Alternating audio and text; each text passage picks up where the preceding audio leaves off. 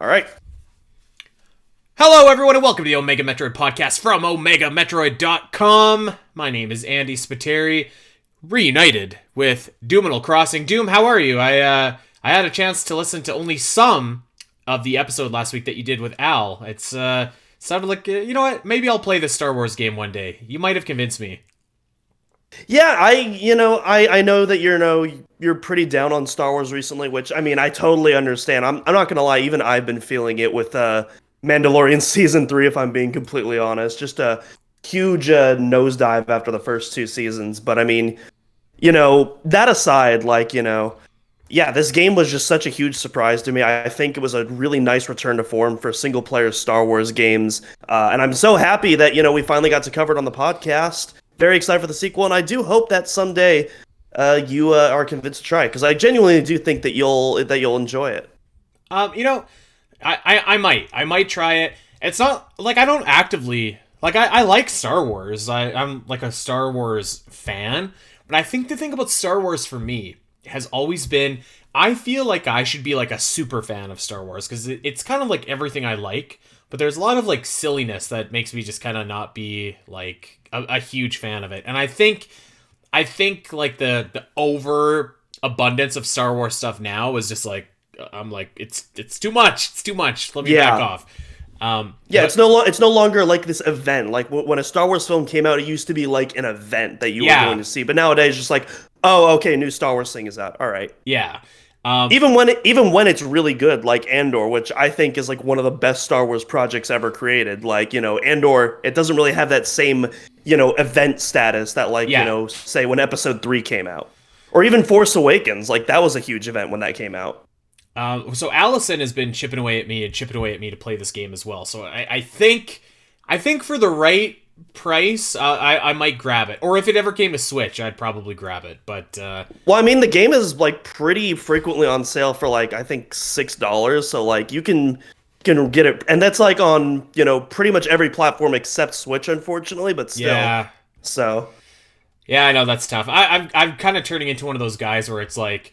If it's not on Switch, the chances are of me playing it is like significantly lower. Like I have to like block aside time if I'm gonna play a game that's not on Switch. Where Switch I can kind of play upstairs with on my couch with my dog or anything like that. But that is neither here nor there. It's good to be back on the show. Took a week off last week, and I'm excited to talk about what we got going on today, which is a bunch of. We were both sick last week, unfortunately. Yeah, we were a little bit behind the scenes. So that Star Wars show was recorded a couple months ago now. I think January 27th is when we recorded it, according to the file data. Yeah. So yeah, it's been locked away in the vault for a while. We were saving it for a couple weeks before the release of Jedi Survivor. Yep. And last week we were a little bit under the weather, so that is a nice little bullet in our chamber. But today we're fully back on the Metroid train. We are diving into a bunch of different Metroid-themed questions and musings and other topics from our creators over on OmegaMetroid.com. But first, I want to talk very, very, very briefly about the Super Mario Bros. Movie. I saw it on Friday night. You saw it on Friday night. I think that, and we're gonna do a show on the Super Mario Bros. Movie. Me, Doom, and Dak, we're all gonna get together, get our thoughts. And if you follow me in my podcast, we're gonna have a massive blowout episode on this Super Mario Bros. Movie over on Virtual Theater, the podcast about video game movies and the stories that shape them. But really quickly, for free, I feel like we should just kind of tell everybody our basic impressions. Well, we should tell everyone as well. It's going to be for our patrons. Yes. Like we should clarify that as well. Like yes, this won't be a regular Omega Metroid episode. Yeah, this month's bonus show is going to be on the Super Mario Bros. Movie, and so I don't want to give too much away, but I do have a lot of thoughts, and I think the biggest takeaway that I had was this movie was exactly what I thought it would be, which isn't a bad thing, but it went down easy. It was safe. It was probably what needed.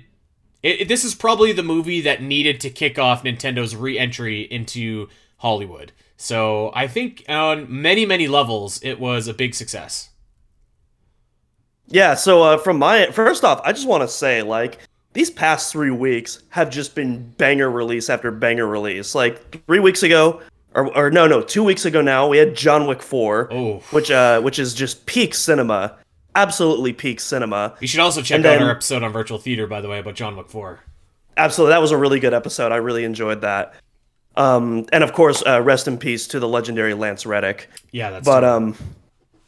and then the week after that, we had Dungeons and Dragons, which really surprised the hell out of me. That was a really fun movie. I had a lot of fun watching that. So I would definitely, if you haven't checked that movie out, I give that my fullest recommendation. It's just a good time at the theater. And then of course, a couple days ago, we saw the Super Mario Brothers movie. I got all dressed up with my homies for the occasion.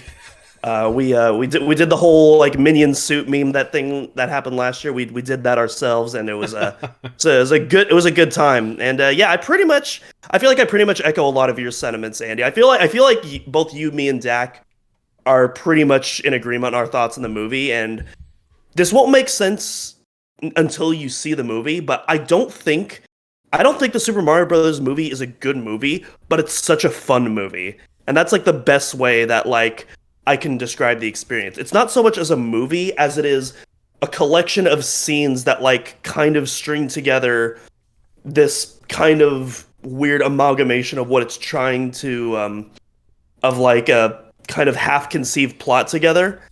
I But can see like, what you're saying. I actually don't know that I would yeah, agree with that, but we'll save that discussion for a later date. I do want to say really quickly, I think that there is 3 guaranteed movies that are coming out. Obviously, the ooh, sequel to the Mario Bros. Movie. That's 100% a given. 100%. And I think we both talked about this. It's going to be based off, or at least loosely based off, a particular 3D Mario game. That's the kind of the vibe I mhm, got. I think that there is for sure going to be a Donkey Kong movie, which mhm, I'm actually not as excited about after seeing the Mario Bros. Movie. I'll leave that at that for my little yeah, snippet. And I think that there's gonna for sure be a Luigi's Mansion movie, like for sure. There was almost a little proof of concept, little bit in that movie where it was very Luigi's Mansion. Like I think they're gonna run with it, and I think that would be a great, fun movie. And then I think you're gonna see movies like Kirby or Splatoon or Animal Crossing. Don't know so much about Metroid. Don't know so much about Zelda. I think that would have to be a different tone in order for that to work. But I absolutely. think it could be. I think it could be done. I feel like a Splatoon. A lot of people are not mentioning Splatoon when it comes to upcoming. I feel like a Splatoon movie is like I think it's like. really a really safe bet, I think it's almost especially inevitable. especially for like Japanese audiences. Like Splatoon is freaking massive in Japan. I mean, it's huge here too, though. Like it's it's Hmm, it's one of exactly. Nintendo's like A-list series. So I have no doubt.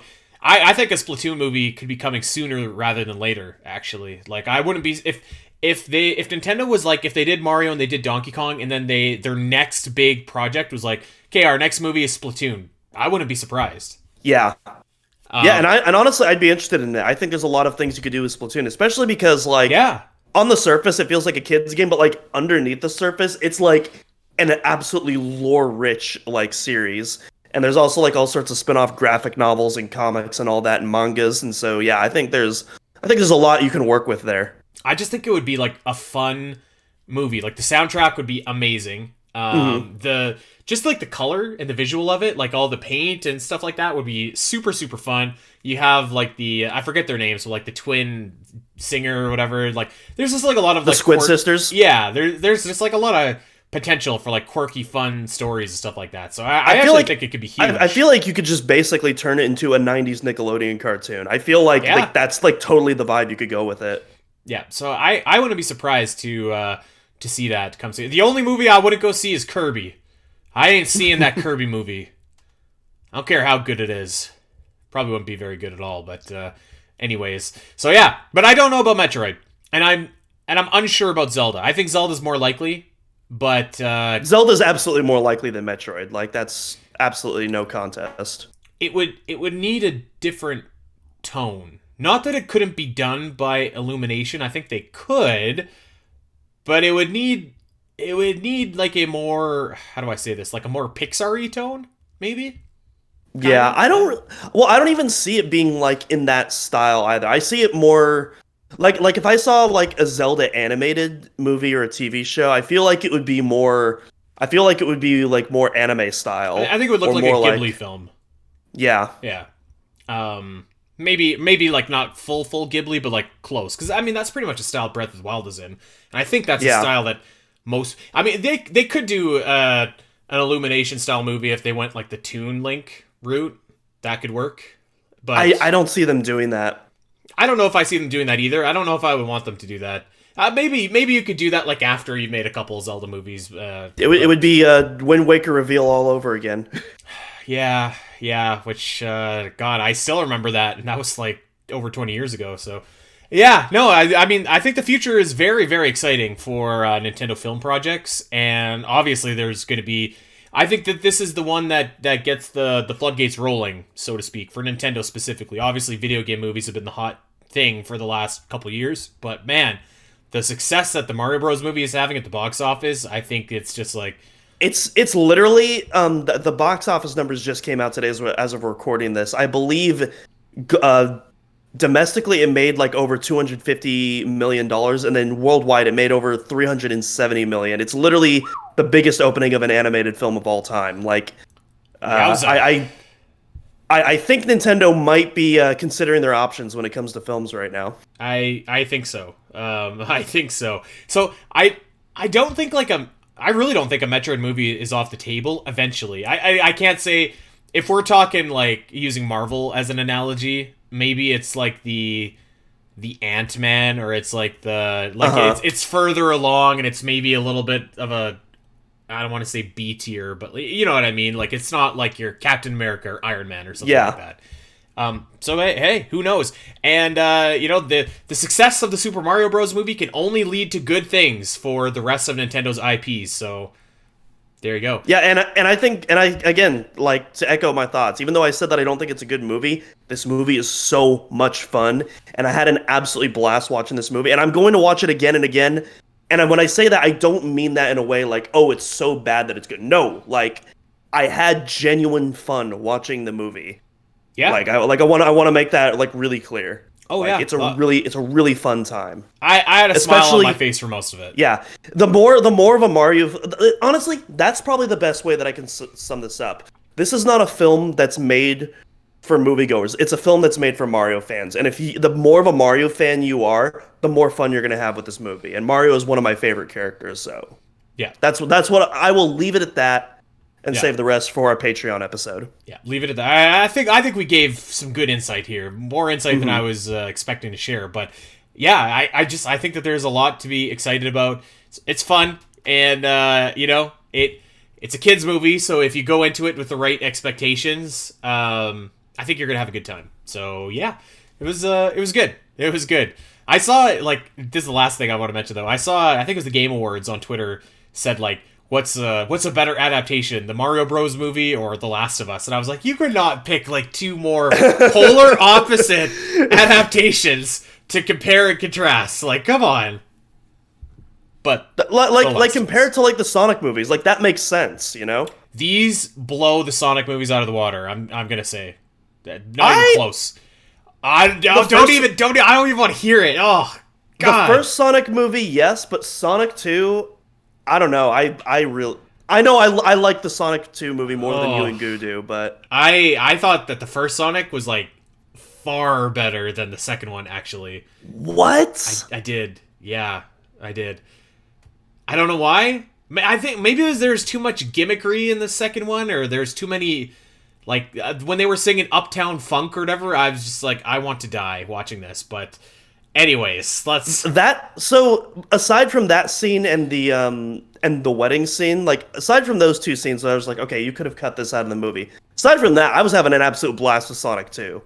Well, I don't know. I was gonna say maybe I'm due for a rewatch, but if I'm gonna be honest, I'm not rewatching that film. So Like take Sonic 2 and give it the music treatment that the Mario movie had, and remove those two scenes. Absolutely perfection, in my opinion. you know what would have made this Mario Bros. Movie like an absolute masterpiece, best of all time, is if they had the iconic Mario Scoot theme from the 1993 version. And to everyone watching this, first of all, there's a surprising amount of parallels between the new movie and the 93 Mario Bros. Movie. Like, there actually is. There actually is. And if you have never watched that movie, don't listen to what anyone tells you. Go and watch it because it's actually awesome. And I'm not talking like it's awesome and it's so bad it's good way. It's legitimately one of my favorite movies of all time. And I will die. I don't die on a lot of hills, but I'm going to die on that hill. So there we go. Okay, next on the Super Mario podcast, we're going to talk about some Metroid here. So, I started playing Super Mario Galaxy yesterday. Just the urge hit me, so there we go. Hey, playing one of the greatest games ever made. It really is. Super Mario Galaxy is so fun. Like there might not be another game that I think is like purely as fun as Mario Galaxy. It's so awesome. All right, let's talk about some Metroid here, and we're gonna go down the list. We're gonna talk about a bunch of different Metroid Musing topics, and I feel like we should start off with a banger that I think is a banger, and I think it's a question that we don't have an answer to now, and we can speculate on, and we can theorize on, but maybe we won't ever have an answer to it. Maybe we won't. We'll be looking back at this in a long time. But a couple weeks ago, we did a show and we were talking about, hey, is this the start of a new golden age for the Metroid series? And I think it kind of is. And we all kind of agreed that the start of it really kind of coincided with when Metroid Dread was announced / launched. And now I guess the question that it's a really interesting question. What game do you think is going to have more of a lasting impact on the trajectory of the Metroid series? Metroid Dread or Metroid Prime Remastered? Because I think that there is a compelling case for both. So I don't know. Maybe before I make the case for either one, what is your just initial thoughts on that statement? Yeah, I totally agree. I think you could easily make a solid argument for either, and like either argument would be really convincing, at least right now in the short term. Yeah. Once we look at, I feel like once we give it like 5-10 more years and we look back on it, we'll have a more clear, definitive answer. But right now, yeah, I feel like both games, have very relevant pieces and like, just kind of the general overall trajectory. Personal fans might have their own opinions. I mean, obviously as a Metroid fan, Metroid Dread is kind of like this game that shouldn't even be possible to exist right now. And so that, for a lot of people, myself included, that alone might make this game more special. But obviously, we're talking about the general trajectory of, Metroid's relevancy in in gaming culture, not on an individual level within the fan community. And I think because of that, for now, I'm actually going to go with Prime Remastered, which again, that could change long run. Especially once we finally see those sales figures, because we don't have information on that yet. I thought we were going to get that last week, but I guess I misheard because we haven't gotten another financial report from NCL yet. But that should be coming soon, sometime this month. So once we see those financial numbers, I might change my answer then. So there's very, very basic numbers. Like I want to say like within a week, we had like the very just again basic numbers out of Japan. Obviously, Metroid isn't like incredibly popular in Japan. There's a chart that came out, but there's no actual numbers attached to it with Metroid Prime Remastered. And I think it was like the number 2 debut behind the Harry Potter game. So like I think there's I think when we get those sales numbers, they're going to be pretty positive and they're going to be pretty make a good case for Metroid Prime Remastered being this. But I guess so when I look at Metroid Prime Remastered, I think that you can make the case for that game because I think it's probably going to do sales-wise about as well as Metroid Dread, maybe more, just because of the lower price point and because how it was just readily available right there to buy digitally. I think that's going to work in its favor. Obviously, the quality of the game, obviously the look of the game, and I think what's more important than how well the game actually does is how well the game looks and moves. Because I think that when people think of Metroid, they think of some pretty hardware pushing games. And not that Metroid Dread doesn't look spectacular, it does, of course, but Metroid Prime Remastered is probably the best looking Nintendo game ever. You could throw in Luigi's Mansion 3. I think Pikmin 3 looks incredible. Pikmin 4 is on track to look about as good.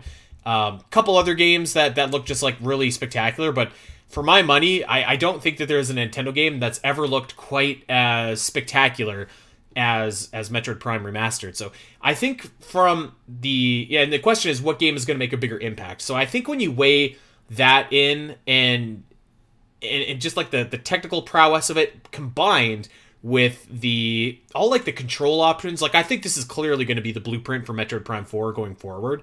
I think you have a real case for that, and I think that it's going to bring in a lot of fans and make a lot of fans that maybe wouldn't have tried Metroid Prime 4, even if they played Metroid Dread. They may not have played Metroid Prime 4 because they're very different style games. I think that playing Metroid Prime Remastered is kind of like proof of concept and be like, okay, this is what if this is anything what Prime 4 is going to look like, it's going to be awesome, it's going to look great, it's going to have a bunch of different control options. So I think that's the case for Metroid Prime Remastered, and I think it's a pretty compelling case. Yeah, I would agree with that 100%. I don't have anything else to add. On the flip side, I would say that Metroid Dread has a pretty compelling case for itself. Obviously, we have a little bit more data on this game and a little bit more facts, so we can look back to it and say, like, this is the best-selling Metroid game ever. So by definition, we are assuming that this game probably creates like a lot of new Metroid fans that have never played a Metroid game before. It got a big spotlight at E3. I mean, so did Metroid Prime Remastered during a Nintendo Direct, but it got a big spotlight. It was hyped up, and it did deliver on the sales front.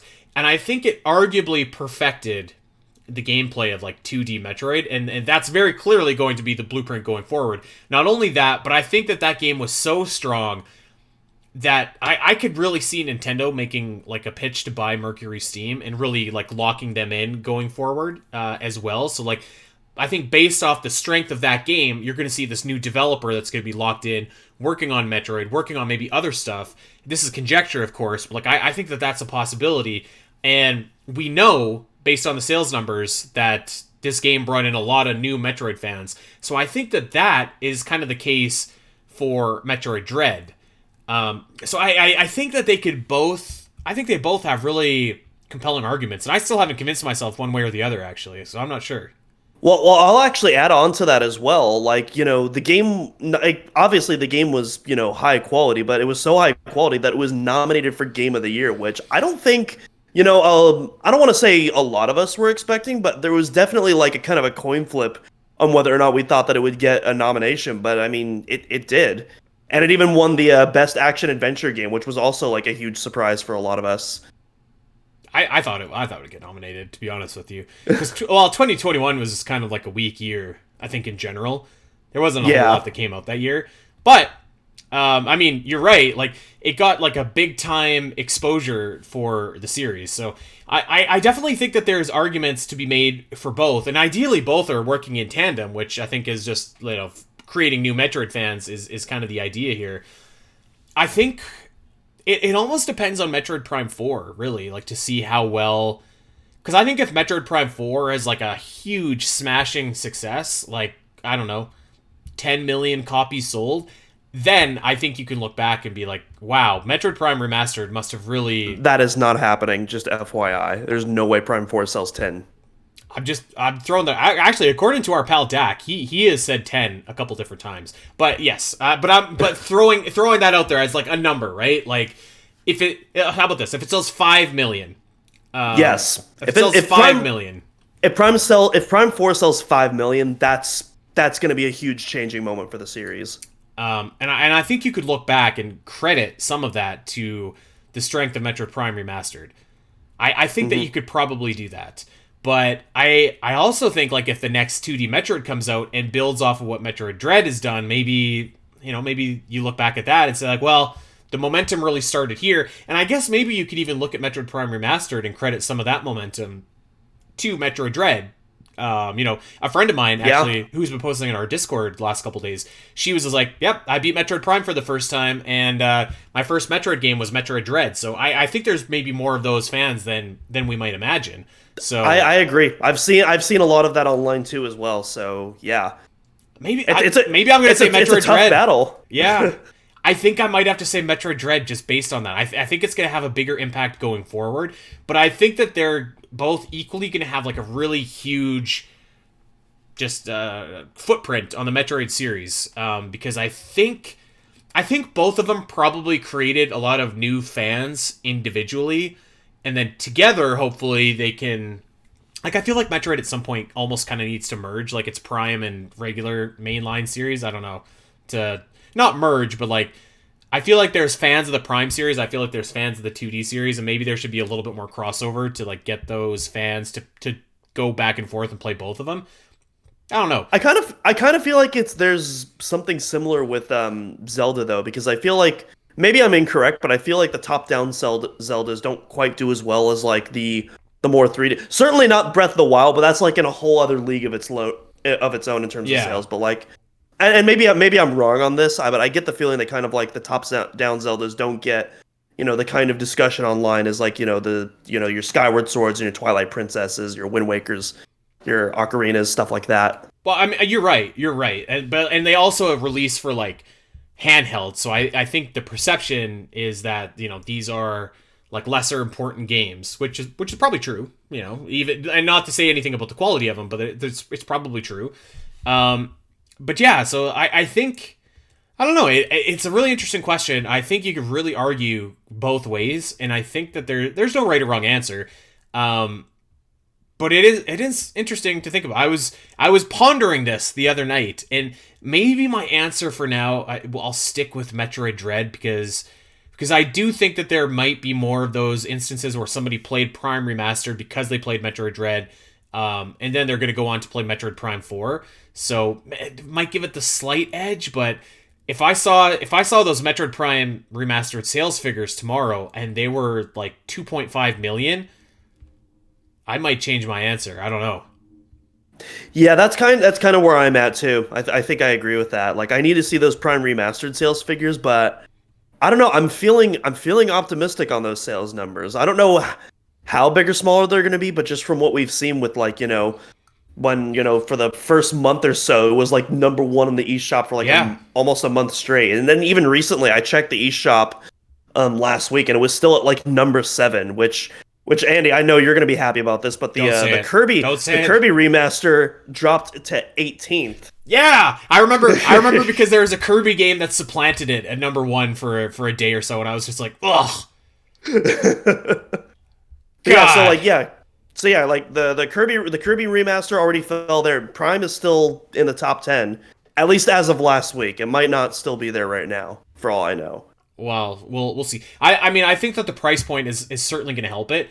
I'm still like shocked that this game was the price it was. There are actually some people online, wrong people, who still think $40 is too much for this game, and like I mean, hey, you can't please everyone. Yeah, I don't know what to tell you if you think that this is not worth $40. Like, give your head a shake.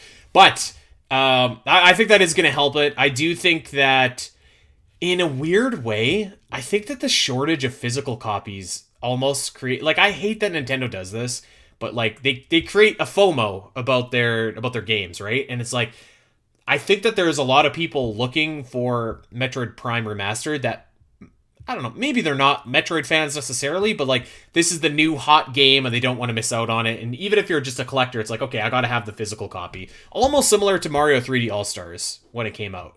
I think that's like a small percentage, but I mean, at the very least, it's kind of creating buzz, because then you keep on hearing like, hey, Best Buy has it back in stock, Amazon has it back in stock. So it kind of gets like the name out there for it, if nothing else. Maybe not in the best way, but like, the name is out there, so I don't know. To be fair, I think that was only like the first, but like I think someone correct me if I'm wrong, but I feel like nowadays you can find them pretty commonly in stock at most retailers, Amazon most certainly. And not only just because it's been a few months and Nintendo has more time to resupply, but also now we have RE4, which is kind of the new big game that's like that has everyone's attention. So it's no longer Prime Remastered taking up the entire spotlight. Yeah, and that's fair. Which is crazy, by the way. That I was about to say the next big game, but like the next big game coming out is Tears of the Kingdom, which is in a month, which seems absolutely surreal to me. But anyways, so yeah, we got some good games on the horizon. I don't know if I would actually go that far. I feel like after Tears of the Kingdom, there's Pikmin 4, and like there's I don't know what else is coming out this year, but anyways, I think Tears of the Kingdom will probably be enough to hold me over for the rest of 2023, if nothing else. So I'm just excited because when Jedi Survivor and Tears of the Kingdom come out, I'm gonna almost be graduated, and so I'm gonna be able to finally have so much free time to dedicate to both of these games that I'm very much looking forward to. hell yeah. Let me ask you a question. I can't remember if we talked about this on the show or in Discord, so I'm just gonna repeat my question right now. What would be? I think someone else asked us this also, by the way. It's not my question. What would be a number sales figures wise for Metroid Prime Remastered that would be disappointing your expectations and completely blow expectations out of the water? Did we talk about this on the podcast or in Discord? We definitely talked about it. We definitely talked about it on Discord. Okay. Disappointing. If we got sales figures for Prime Remastered and it was like 1.5 million, I'd be kind of disappointed. I would be too. 2 million, 2.5, that would be like, all right, we're solid. This is good. 3 million plus, I would be like, holy crap. Okay. We're in this now. My expectations, we're rolling. We're cooking. My expectations are higher than yours because I think 1.5 would be disappointing. I think if it didn't beat out the original Metroid Prime sales figures, that would be disappointing. You know what? Honestly, I'm talking about when we see the first sales report. Are you talking like total sales in general, like lifetime? I guess I am. Yeah, I guess I am. Okay. Well, because that definitely changes my answer. I would be, yeah, I would agree then. Yeah. Anything below 2.8. So basically anything below 3 million, if I'm being honest. Anything below 3 million lifetime, I would be very disappointed. And then honestly, anything above and then anything above 4 million, that would be a mind-blowing for me. So between 3 to 4 million, that's kind of like my hopeful lifetime expectation for me. So I'm kind of thinking like I think lifetime, if it sells less than the first Metroid Prime on GameCube, I think that's disappointing. Lifetime, I expect it to match at least Metroid Dread. Like at least. And I would say 4 is like what I expect. I think lifetime, like if it sells over 5 million, I would be like, wow, this is a smash success. And I think that's possible. I really do. I think that's possible. So if it does that, I think that the going all the way around back to our original question, I think the answer to our question, which game has more impact, is definitely Metroid Prime Remastered. Because I think Metroid Dread is kind of where it is now. Like I don't think it's going to get a big bump. Maybe when the next Metroid game comes out and some people want to catch up on Metroid Dread, maybe if they put it on sale, but I don't think it's going to be I don't think it's going to sell another 1 million copies in its lifetime, right? Like yeah. I think it's kind of where it's going to be, which is like 3-ish million, probably 3.5 million or something like that right now. Which is a great success, Yep. So I kind of expect Metroid Prime Remastered to build on that, specifically for the cheaper price point, specifically because a lot of people, I'm sure, impulsively bought it during that Direct, which was great marketing on Nintendo's behalf. And a lot of idiots like us bought multiple copies. It's true. It's true. I mean, to be fair, I was going to anyways. I mean, yeah, but all right, so that's one question in the bag. Let's keep on going. Let's talk about some other stuff here. We're gonna throw it over to some other Metroid musings from our Omega Metroid staff, and this one is by our pal Dakota Lasky, who could not be here with us today. But shout out to you, buddy. I miss you. Should Samus keep all of her upgrades at the beginning of Metroid 6? So for as long as I've known Dak, he has been a proponent about Samus should keep her upgrades. Samus should keep her upgrades. Samus should keep her upgrades. And I don't agree, but I don't disagree inherently. Before I elaborate on my answer, what do you think, Doom? Where do you weigh in on this? I actually think I agree with that answer. Like, I don't agree nor disagree. I feel like in my head, I can't really think of how you do that, but I'm open to ideas, and I think with the right pitch, like you could totally convince me that you could have that. Hmm. Maybe and I've pitched it before with a potential. I think if Metroid went kind of like a Breath of the Wild, like eons into the future or something like that, I feel like there's a way that you could do that where like you get most of your upgrades at the beginning, and then you kind of just use those in tandem with like the physics system and like all that, kind of Right. like what Breath of the Wild does. And so even though you're not really getting new upgrades, you still feel like you're progressing as a character. I feel like there's a way you could do that with Metroid. I don't know if you could do that with 2D Metroid though. I don't know. I don't know. I'm trying to think of how. Well, I think of how you could do that. This is my answer. So I kind of don't agree in the sense that like getting the power ups in those power ups unlocking more of the map like is Metroid. So I think if you start off with all of that, like you're kind of defeating the purpose, and you're just more or less making like a straightforward action game versus kind of like a Metroidvania, which is a nice mix of action, puzzle, exploration, etc., etc.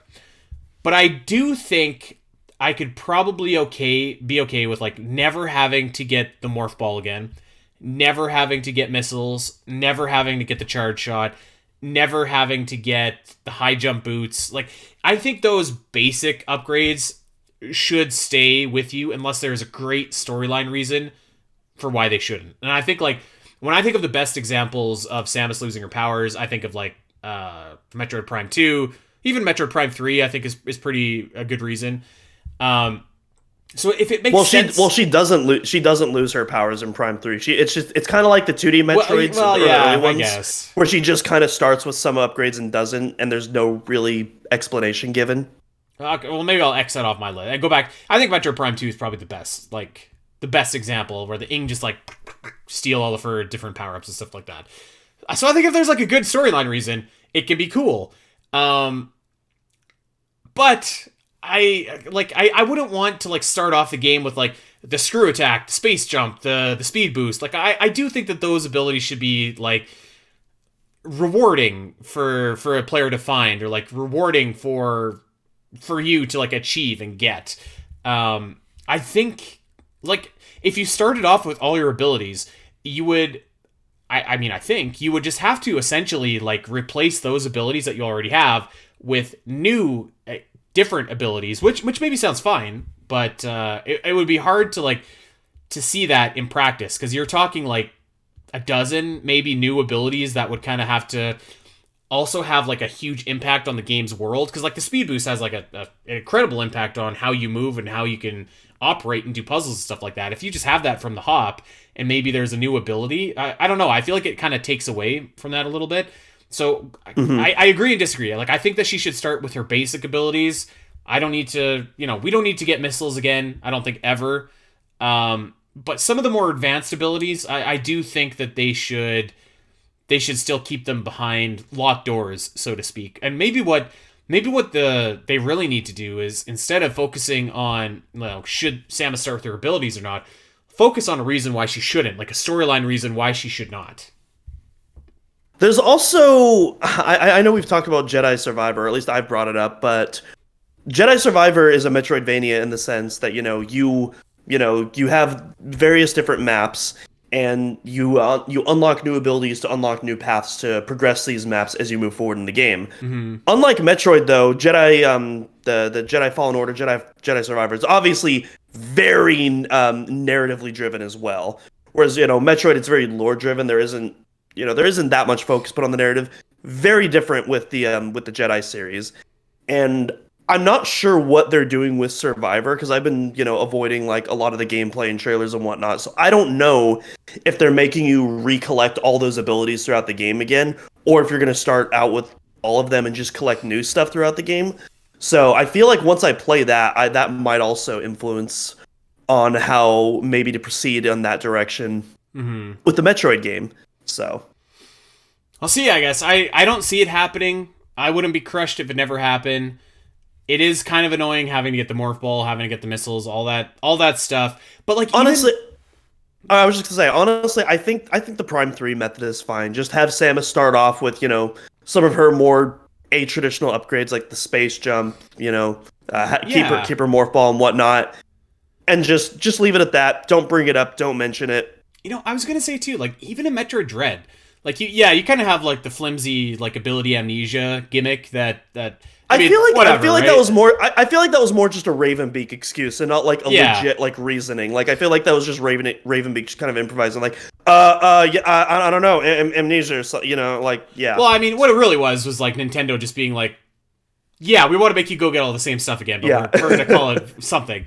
But like even that, like I actually thought it was like really like fun, like to navigate the world. Like it held back the morph ball for like a really long time, and it Mhm. really like kind of changed how you navigated that game. So like maybe that's it's annoying trying to get all those abilities and stuff like that, but like maybe sometimes you do hold back bombs or you do hold back morph ball, and that can make it pretty fun. Like I've played some Metroid ROM hacks where like there is no bombs in the game, and it's like it completely changes how you kind of view Metroid.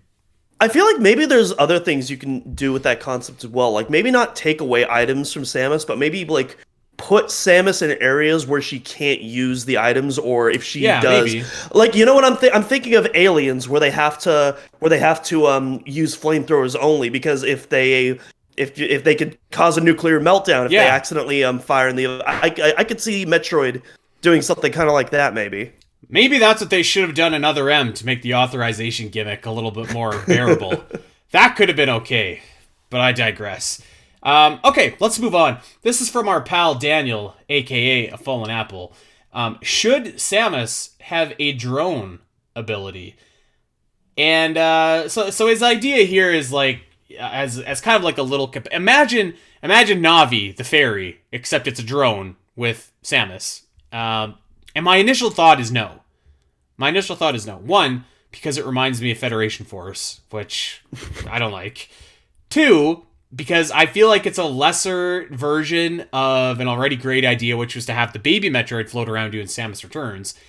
And three, I don't know. I just don't really like it. I guess that's my third reason. It kind of reminds me, like, I think that there is some really cool utility with having a drone in Axiom Verge, but like that would feel like a really big ripoff of that game to me, especially if you could like teleport with it and stuff like that. I don't know. I think I would be okay passing on this, to be honest. So that's not at all the first thing that came to my mind. Andy, have you ever heard of a game called Recore? No. Well, yes, I've heard of it, but I don't really know anything about it.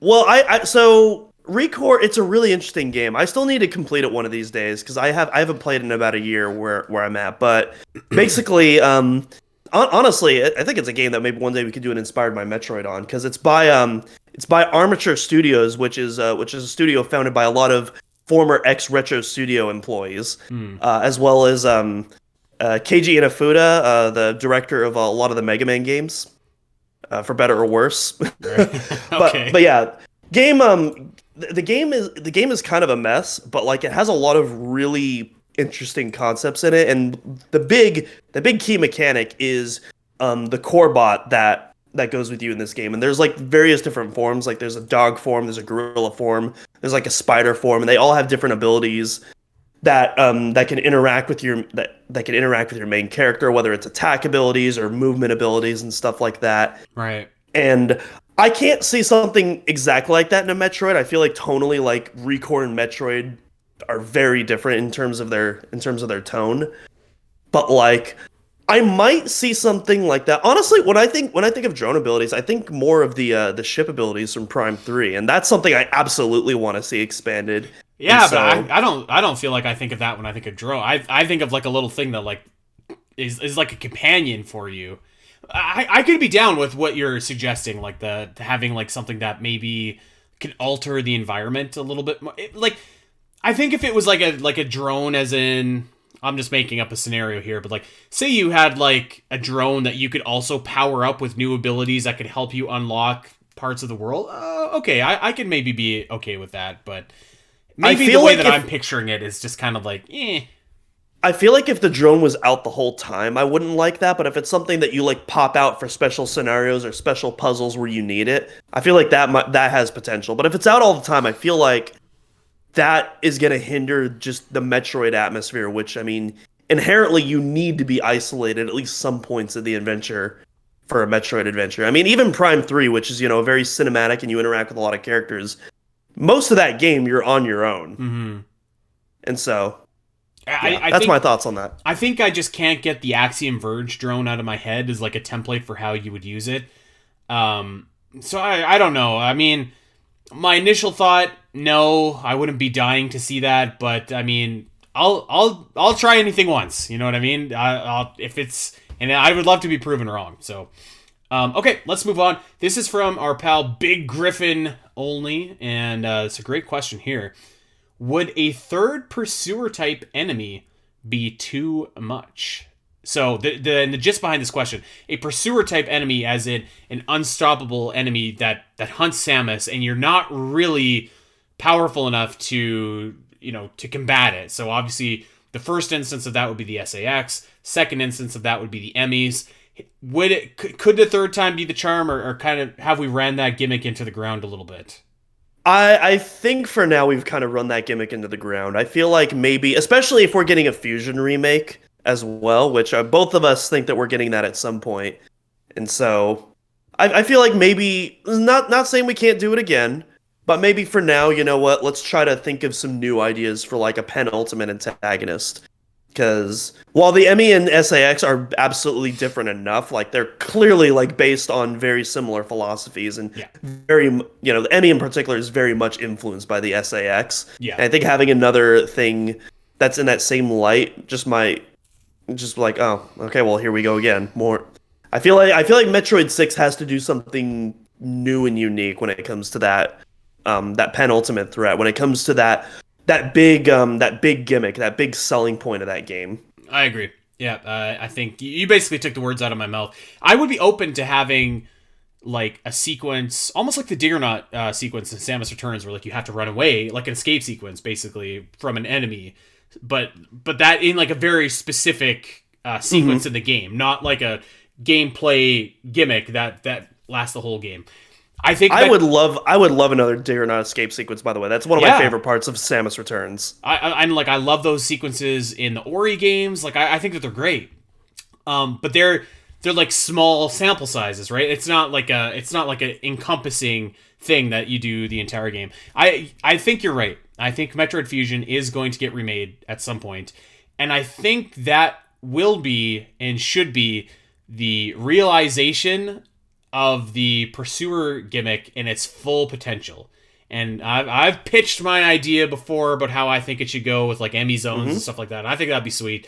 Yeah, we both pitched it with Joey Ferris, and if you haven't seen that episode, you should definitely check it out in the archives right now at omegametroid.com. But I think that would be a good point to like say to people like, okay, this is the pursuer enemy, like this is the peak of the mountain when it comes to this kind of idea, and like we're not going to touch this again. Not to say that there shouldn't be enemies that will hunt Samus and stuff like that. I'm sure, I would imagine in Metroid 6 there's going to be some people coming after Samus because of her Metroid abilities, but I think as like an entire like gimmick that the game is based around, we could probably retire it for now.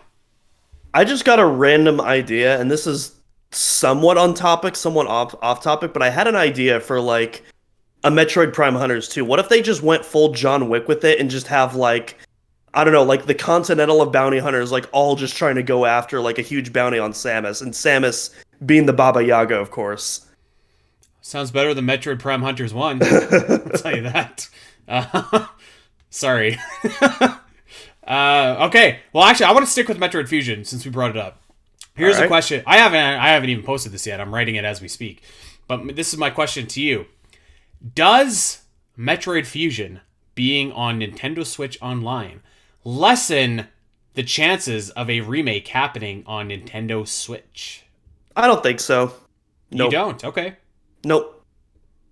I think, well, because at the end of the day, they're going to be two vastly different games. I mean, If you think about it, like they put Super Mario 64 on NSO Online expansion after the 3D All Stars collection came out, and that was before. Actually, no, that was after the physical. No, that was after the digital edition got delisted, but the physical copies were still in stores at this point. And I mean, and it's very much still the original N64 ROM, whereas the All Stars version was a slightly upscaled version of the Shinzo copy. So yeah, I don't think that really makes that much of a difference. At the end of the game, at the end of the day, they're fundamentally different games and gameplay styles. I like to think of it as like Dracula X and Dracula X Chronicles on the PSP. Like obviously one is a remake of the original game, but at the end of the day, they're two fundamentally different games.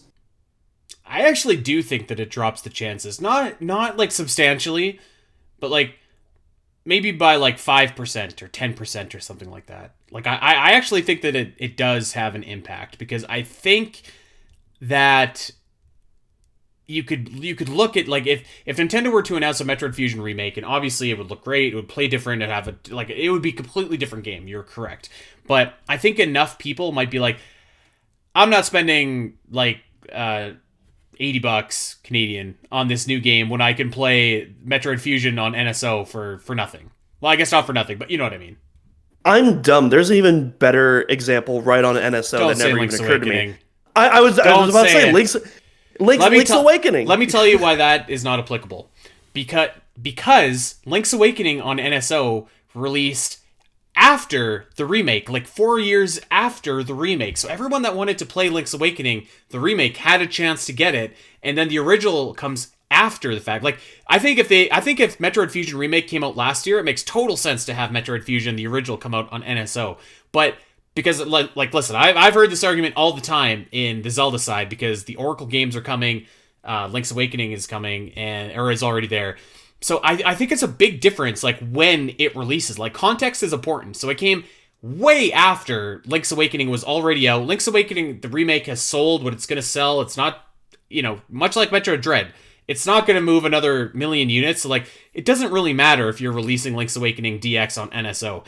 I do think that if they release the Oracle games, for example, on NSO, and which they are going to, they're coming, and then they're just like, hey, here's the Oracle of Seasons and Ages remake, I think that takes away from the amount of people that would go and buy those remakes, especially if, I mean, listen, the Link's Awakening remake, it's a really charming, fun game, but it is a one-for-one. Like, there's almost no added content, like very, very little.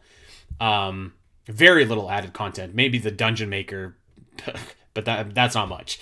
So I think if it was a remake like that, that's even less incentive to go and buy it. And I don't think a Metroid Fusion remake would be that, but it's going to be, I feel like it's going to be similar in the style of like Zero Mission and Samus Returns, where they're very much like reimaginings. I do too, but I think if they remade like the Oracles, for example, and like those were pretty much just like nicer, prettier, more quality of life friendly, like ports, or not ports, but remakes.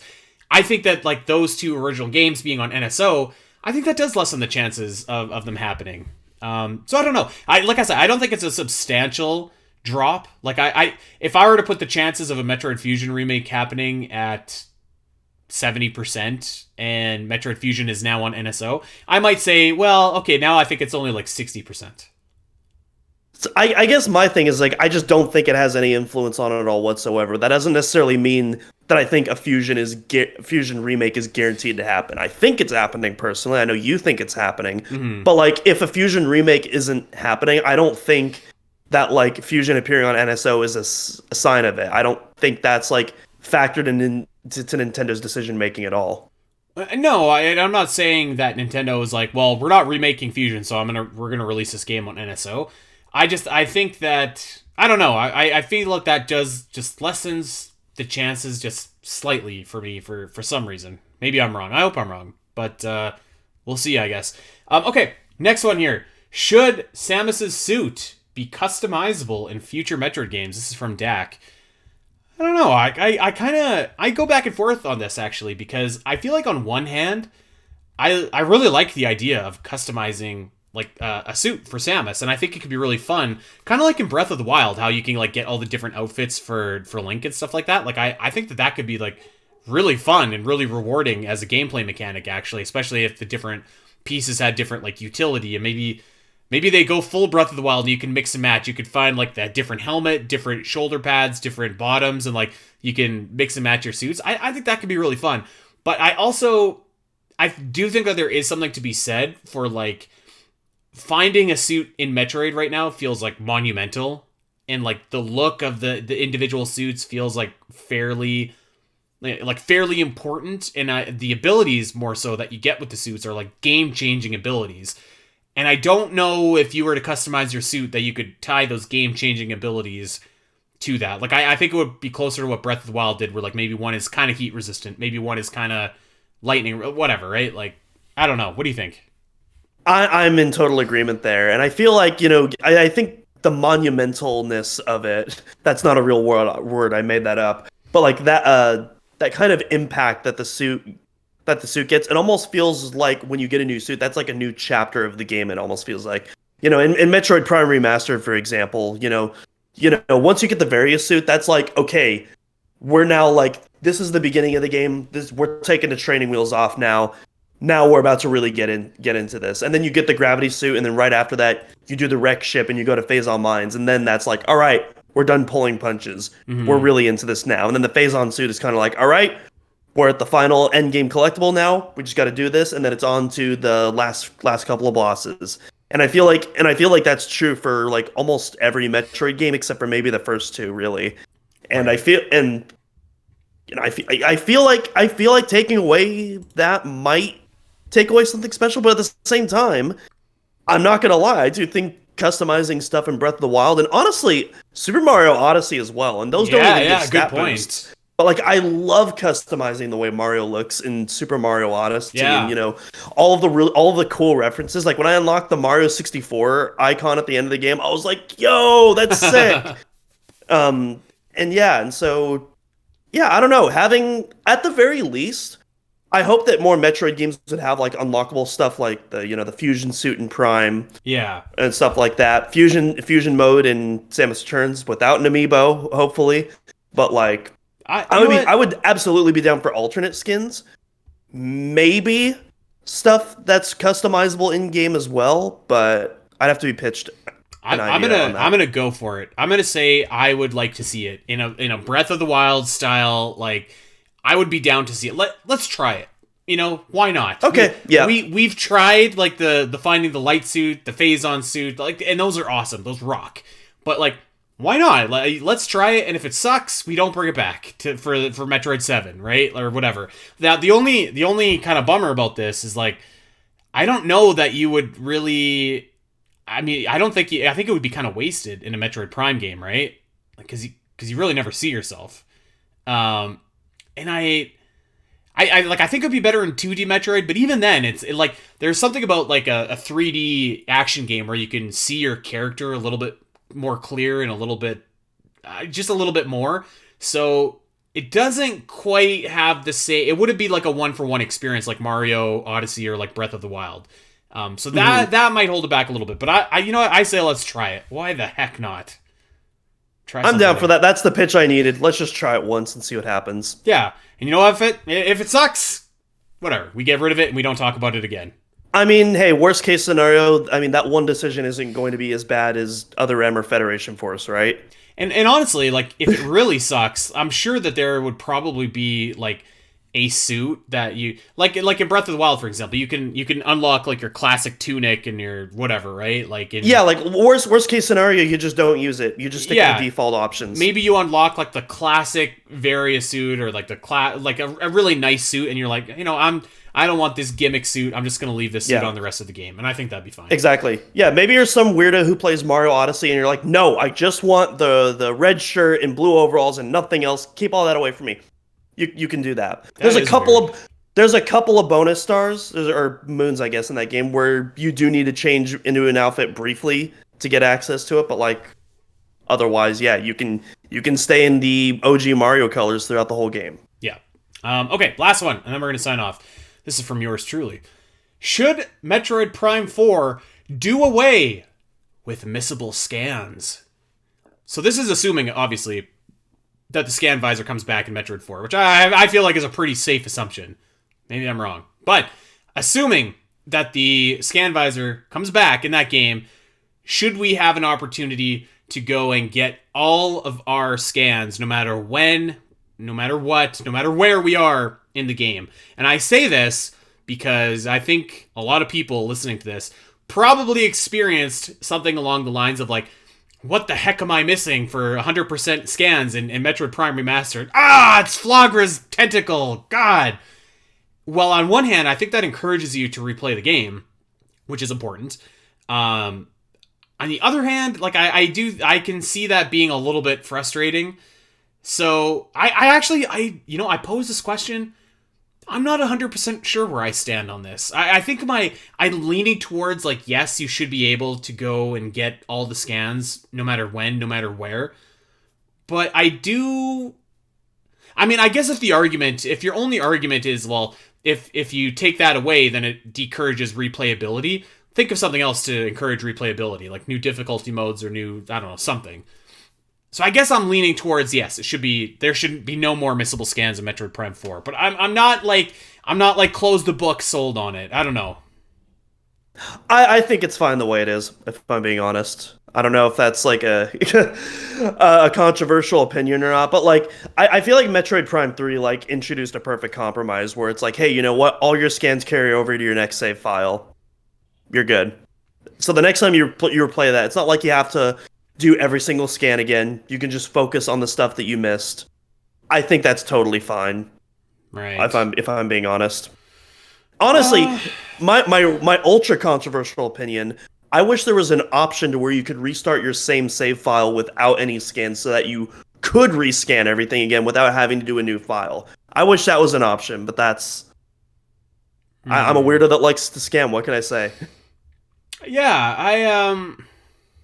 I think I'm gonna still side on the, because like I feel like while like I don't mind like replaying and like redoing and rescanning everything like that, I think for like a less engaged Metroid, maybe like a casual Metroid Prime 4 fan, they're just gonna be like, this is ridiculous. Like I've played maybe 20 hours of this game and I can't get 100% scans. Like that seems a little bit silly to me. I do think like for bosses, like, yeah, obviously if you should scan them right then and there.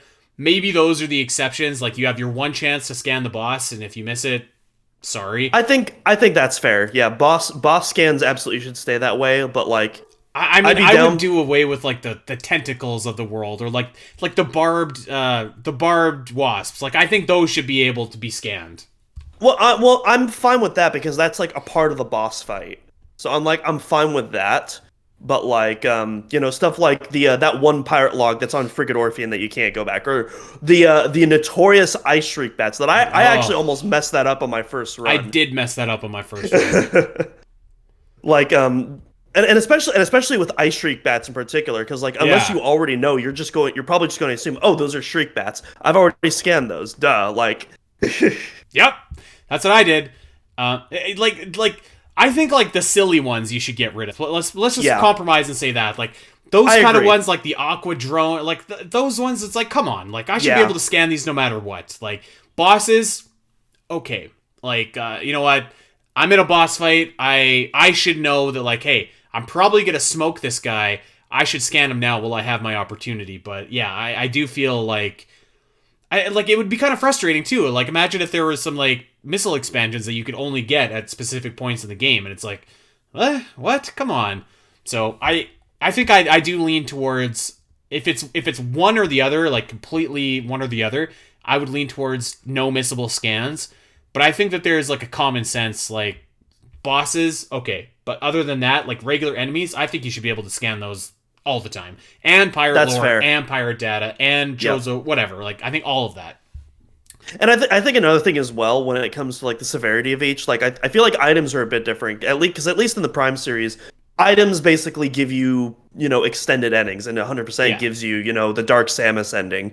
Whereas scans, it just unlocks concept art and models and more of the soundtrack in Prime Remastered. So it's not quite as serious, but yeah, but Like, I feel like you want 100% that, and like I think it would be frustrating to, like, if I wasn't like a hardcore Metroid nerd that I already knew I was going to replay Metroid Prime Remastered as soon as I was redone.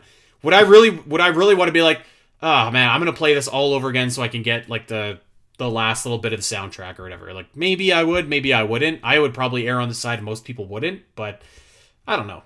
I guess it's a question that I would love to hear people's opinion on. Anyways, okay. I think our compromise is a fair solution. I do personally. too. Yeah, I do too. Maybe there is a boss rush mode even where you could get your scans. I don't know. That's cheating. Who knows? Okay. Well, that's it. We've answered all of our questions for today. We are going to get out of here. This was fun, Doom. It was good to be back on the show after a week off. Yeah, absolutely. Recharged and refueled. Yeah, that's right.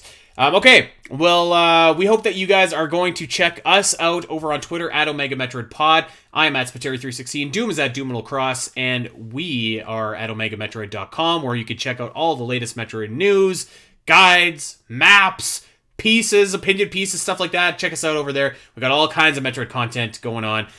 We're over on YouTube, where you can catch these full-length episodes. You can look at our beautiful faces. And once we work out some bugs, we're going to be streaming on YouTube for the foreseeable future. But we had a few technical hiccups, so we'll work on that. But in the meantime, don't forget to like and subscribe and click the bell notification and everything that all the other YouTubers tell you to do. That's right. You know the drill. Wherever you get your podcast, like, subscribe, recommend us to that Metroid fan in your life. Head on over to Bandcamp. Download our banger of a theme song. It's free. It's free, so you have no excuse. 100% free. So, yeah. All right. Well, that's enough shilling. We are going to get out of here. Actually, I'm going to shill one more thing. We're going to talk about the Super Mario Bros. Movie over on Patreon soon, so check us out there. A couple bucks will get you access to that show, plus so many more shows. Plus, we got the new series going on, which I was very excited about, the Great Metroid Area Ranking. We got 2 areas ranked so far. We're ranking 2 more this month, so it's going to be fun. We're ranking every single area in the series. So drop us, support us on Patreon if you can, and you can get a lot of good bonus content. Okay, that's it. We are out of here. Until next week, everybody. Take care.